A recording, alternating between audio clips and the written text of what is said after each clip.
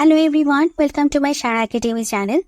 আজকে আমি আপনাদেরকে এমন একটি মার্কেট প্লেস দেখাবো যে মার্কেট প্লেসটি আপনারা যদি ইউজ করেন কিংবা সেখানে যদি আপনারা আপনাদের গিগটা দেন তাহলে কিন্তু আপনাদের জন্য খুব সহজে সেখানে র্যাঙ্ক করে কাজ পাওয়াটা ইজি হয়ে যাবে। কেননা ওই মার্কেট প্লেসে বর্তমানে আমাদের সেলারের সংখ্যা কম। আমরা যারা ফ্রিল্যান্সিং শুরু করি বা যখনই ফ্রিল্যান্সিং করার চিন্তা ভাবনা মাথায় নিয়ে আসি তখনই দুইটা মার্কেট প্লেস আমাদের সবসময় মাথায় ঘুরে, এক হচ্ছে ফাইবার আর একটা হচ্ছে আপওয়ার্ক। এখন ফাইবার তো সবসময় বলা হয় যে বিগিনারদের জন্য বেস্ট, বাট বিগিনারদের জন্য বেস্ট হওয়ার ফলে যেটা হয়েছে বর্তমানে ওখানে প্রচুর কম্পিটিশন বেড়ে গেছে। সো এত বিগিনার হয়ে গেছে, সো ওখান থেকে ওই বিগিনারদের মধ্যে আপনি অ্যাজ এ বিগিনার কিভাবে র্যাঙ্ক করবেন সেটা কিন্তু একটু টাফ। তো এর জন্য আমাদের যেটা করা উচিত হচ্ছে যেগুলোতে বর্তমানে সেলারের সংখ্যা কম এই ধরনের মার্কেট প্লেসগুলোকে টার্গেট করা উচিত, ঠিক আছে, যাতে করে আমরা সেখান থেকে আমাদের ইনকামটা শুরু করে ফেলতে পারি। ফাইবারে যখন আসবে ফাইবারে তো অবশ্যই আমরা অ্যাকাউন্ট ক্রিয়েট করব, সেখানে তো গিগ দিয়ে রাখবোই, পাশাপাশি এমন মার্কেট প্লেসগুলোকেও টার্গেট করব এবং সেখানেও আমরা আমাদের যথেষ্ট পরিমাণ টাইম দেওয়ার চেষ্টা করব যাতে করে সেখানে আমরা র্যাঙ্ক করে সেখান থেকেও আমরা ইনকাম করতে পারি, ঠিক আছে। তো সেরকমই আজকে আপনাদেরকে আমি একটি মার্কেট প্লেস দেখাবো। তার আগে আমি বলতে চাই, আজকে যারা প্রথমবার আমার চ্যানেলে এসেছেন কাইন্ডলি আমার চ্যানেলটাকে সাবস্ক্রাইব করে দিয়ে, এছাড়াও আমার চ্যানেলে আরেকটা চ্যানেল দেখবেন, এখানেও আমার 50% কন্ট্রিবিউশন আছে, সো কাইন্ডলি এখানেও সাবস্ক্রাইব করে দিবেন। তো কষ্ট করে একটু দুটো চ্যানেলে সাবস্ক্রাইব করে দিয়েন, ঠিক আছে। তো চলুন আজকের কাজটা আমরা দেখি, আজকে আমরা কোথায় যাব, কোন মার্কেট প্লেস নিয়ে আমরা ডিসকাস করব। তো আমাদের যে মার্কেট প্লেসটা, সেই মার্কেট প্লেসের নাম হচ্ছে Sproutgigs। দেখেন এখানে লেখাই আছে hire freelancer to help with small gigs, ঠিক আছে। তো চলুন আমরা ঢুকে পড়ি এখানে।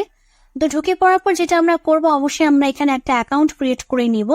অ্যাকাউন্ট ক্রিয়েট করার পর আমরা যেগুলো করব সেটা আমি আপনাদেরকে দেখিয়ে দিচ্ছি। দেখুন এখানে আপনারা আপনাদের ক্যাটাগরিটা সার্চ করবেন যে আপনারা কোন ক্যাটাগরিতে কাজ করছেন। যেমন আপনারা যারা গ্রাফিক ডিজাইন নিয়ে কাজ করছেন তারা আপনারা এটা সিলেক্ট করতে পারেন, ওয়েব ডেভেলপমেন্ট নিয়ে যারা কাজ করছেন এটা সিলেক্ট করবেন, এসইও নিয়ে যারা করছেন তারা করবেন। ডিজিটাল মার্কেটিং হচ্ছে কিন্তু একটা ভাস্ট এরিয়া। আপনাদেরকে অনেককে জিজ্ঞাসা করলে একটা প্রশ্ন আপনার উত্তর দেন যে ডিজিটাল মার্কেটিং নিয়ে কাজ করি। ভাই বিষয়টা এরকম হয়ে গেল যে আপনি বর্তমানে ফিজিক্স নিয়ে পড়তেছেন, আমি আপনাকে জিজ্ঞাসা করলাম তুমি কি পড়ো, আপনি উত্তর দিলেন যে আমি সায়েন্স নিয়ে পড়ি। এটা তো হলো না উত্তর। আপনাকে স্পেসিফিক করে বলতে হবে যে আপনি কোন সাবজেক্টে পড়তেছেন। সায়েন্স গ্রুপে তো ফিজিক্স, কেমিস্ট্রি, ম্যাথ, বায়োলজি সবগুলোই আছে। আপনি এই মুহূর্তে কোন সাবজেক্ট নিয়ে পড়তেছেন সেটা হচ্ছে প্রশ্নের উত্তর। আপনাদের যখন জিজ্ঞাসা করা হয় আপনারা কি কাজ করেন, অনেকে উত্তর দেন ডিজিটাল মার্কেটিং।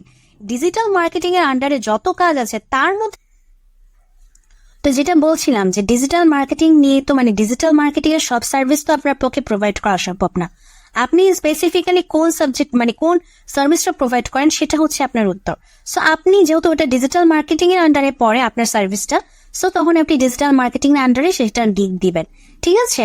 আরেকটা আছে অল গিগস 25 ক্যাটাগরিজ, সবগুলো এখানে একসাথে দেখাচ্ছে, যত সার্ভিস আছে বা যত ক্যাটাগরি সার্ভিস আছে সেই সার্ভিস রিলেটেড আছে। কোচিং রিলেটেডও আছে, যে কনভার্ট ফাইলস এটাকেও আপনারা সিলেক্ট করতে পারেন, আপনারা কনভার্ট করে দিবেন ফাইল। এই যে ডেটা এন্ট্রি, আপনারা যারা ডেটা এন্ট্রির কাজ শিখেছেন তারা এই জায়গায় ডেটা এন্ট্রি রিলেটেড আপনারা সার্ভিস দিতে পারবেন, ঠিক আছে।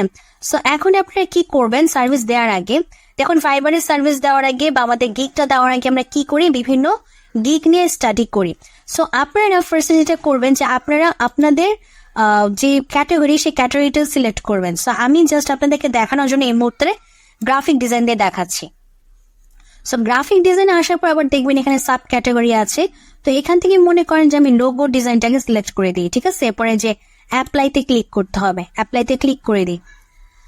অ্যাপ্লাইতে ক্লিক করে নেওয়ার পরে এসে দেখেন আমাকে অনেকগুলা দিয়েছে, আমাদের বিভিন্ন সার্ভিস দিয়েছে এবং এইসব সার্ভিসে যে কাজ আছে এটার যে আপনার বোঝার যে সক্ষমতা সেটা দেখেন। এই যে দেখেন রিভিউ আছে, দেখেছেন, দ্যাট মিনস কাজ পেয়েছি বিধায় কিন্তু তার রিভিউ আছে।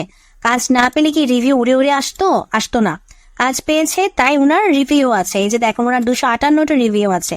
আরেকটা জিনিস মাথায় রাখবেন, সববার কিন্তু রিভিউ দেয় না, অর্থাৎ উনি এখানে যে যতটুকু রিভিউ পেয়েছেন তার থেকেও বেশি কাজ কিন্তু উনি করেছেন।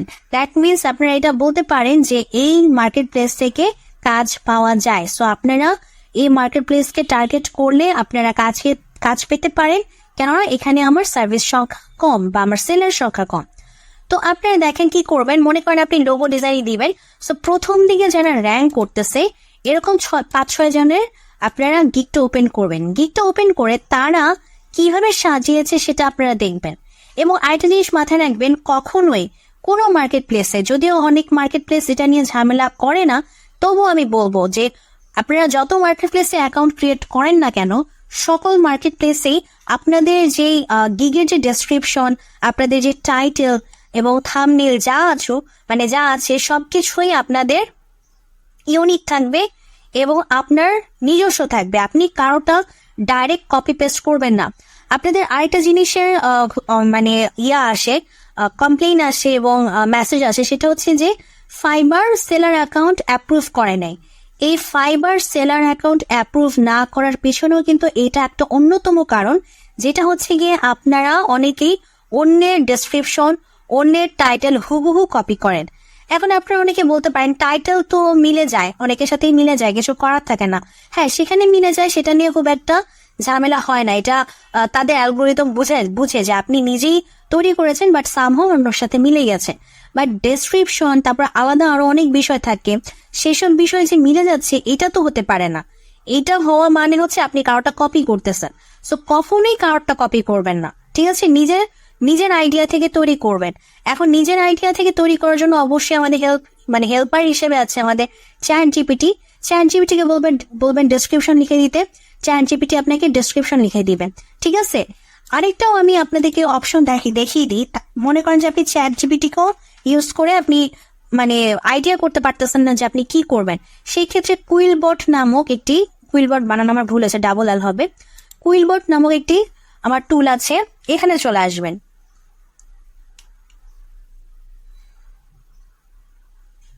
আচ্ছা, এখানে চলে এসে যেটা করবেন, ওই যে আমরা মনে করেন আপনি উনার ডেসক্রিপশনটা আপনার পছন্দ হয়েছে, সাপোজ, হ্যাঁ আমি যে সাপোজ হিসেবে দেখাচ্ছি যে উনার ডেসক্রিপশনটা আপনার পছন্দ হয়েছে, সো উনার ডেসক্রিপশনটা আপনি কি করবেন, কপি করবেন। কপি করে তারপরে এখানে পেস্ট করে দিবেন, যে জায়গায় পেস্ট করে দিবেন।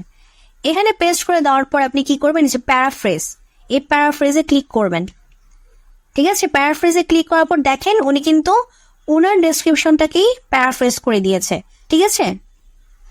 আপনি চাইলে আবার এটাকে, যদি আপনার মনে হয় যেটা আপনার পছন্দ হয়নি, আপনি এটাকে আবার প্যারাফ্রেজ করতে পারবেন, রিফ্রেশ করতে পারবেন, ঠিক আছে? এটা আবার অন্যরকম করে আপনাকে লিখে দিয়ে দিয়েছে। সো এটা কিন্তু ডাইরেক্ট আপনার সাথে কপি হয়নি। চাইলে আপনি আরো এটাকে বেটার করতে পারেন। আমি দেখাই, কপি করে নিয়ে যাই, আবার কপি করে চ্যাট জিপিটির কাছে চলে আসি। আমি বলি রিফ্রেশ দিস, ঠিক আছে?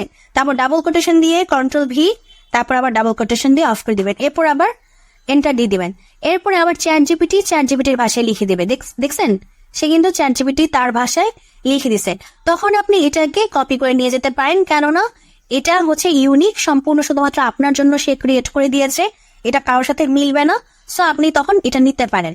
তবে আমি সাজেস্ট করি কারোটা এভাবে ডাইরেক্ট কপি করবেন না, এভাবে পুরোটা কারোটা নিবেন না।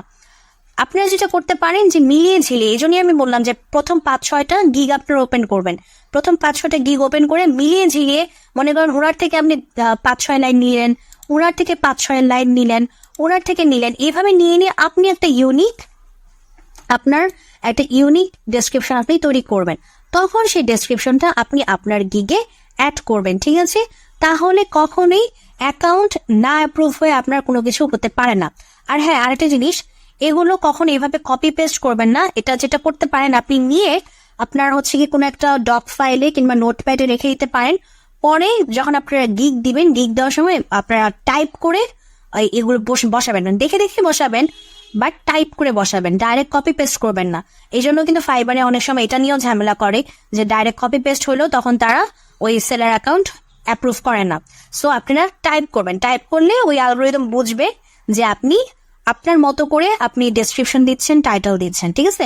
সবকিছু টাইপ করে দিবেন। যদিও আমি আপনাদেরকে দেখালাম যে কিভাবে আপনারা উনাদের জিনিসগুলোকে রিফ্রেশ করতে পারবেন।